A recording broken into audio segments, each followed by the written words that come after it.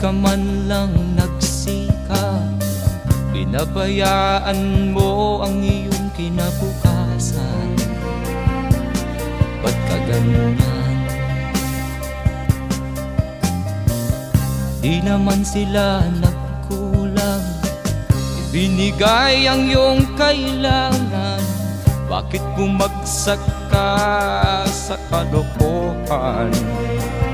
Nagpabaya ka, lagi kang naglalasing, magulang mo'y di pinapansin. Nais lang naman nila'y sa iyong kabutihan.